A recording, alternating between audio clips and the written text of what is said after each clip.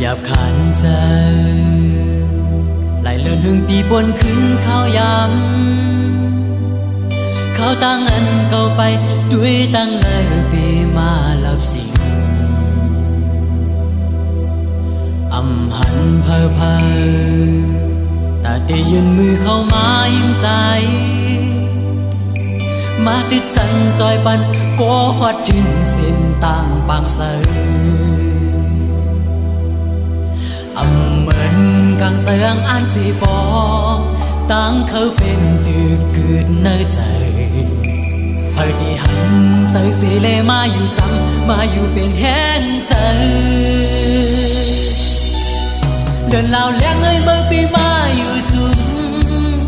ตาวันเองเอาเบื้องยิ้มหาเมื่อไปรับสิ่งอมทองเปลืองมาหิมหาก็อยากยินใจสมในเมืองโคนเฮาบางเสือเป็นคนเลยหาปีมากำหายตาวันเหนื่อยเงาเปลืองยิ้มหาเมื่อไปรับสิ่งเอาทองเปลืองมายิ้มหาก็อยากกินใจจมในเมืองคนไล่บางเสือ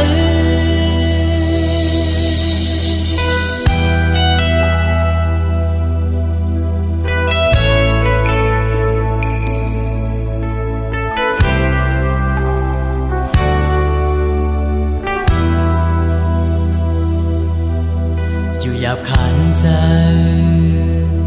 ไหลเลื่อนหึงปีบนขึ้นข้าวยำเขาตั้งอันเก่าไปด้วยตั้งเลยปีมาลับสิ่งอำหันเพอเพอแต่เตยืนมือเข้ามายิ้มใจ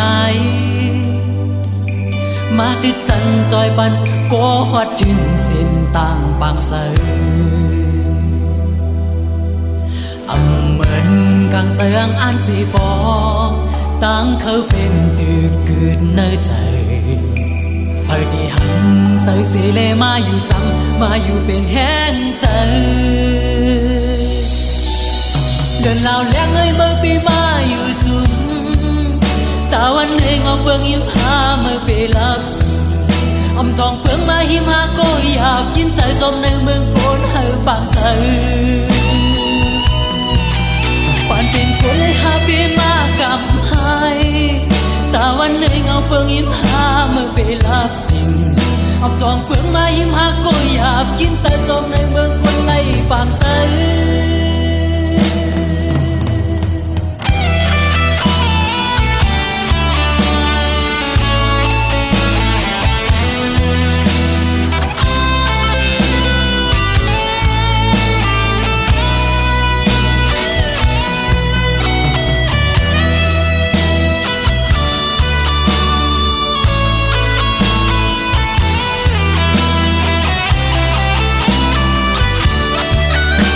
ลาวแรงเลยเมื่อปีมาอยู่สุมตาวันเหนื่อยเงาเปลืองยิ้มหาเมื่อไปรับสิ่งอมทองเปลืองมาหิมหาก็อยากกินใจสมในเมืองโคนเฮาบางเสือปานเป็นคนเลยหาปีมากำหายตาวันเหนื่อยเงาเปลืองยิ้มหาเมื่อไปรับสิ่งอมทองเปลืองมาหิมหาก็อยากกินใจสมในเมืองคนไล่บางเสือ